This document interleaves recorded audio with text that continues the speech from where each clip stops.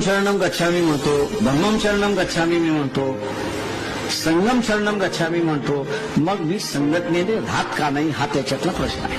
संघटनेच्या बरोबरीने राहिलो तर मी माझा असणारा विजय आहे. संघटनेची ताकद ही माझी ताकद हे मी असणारा समजलो पाहिजे.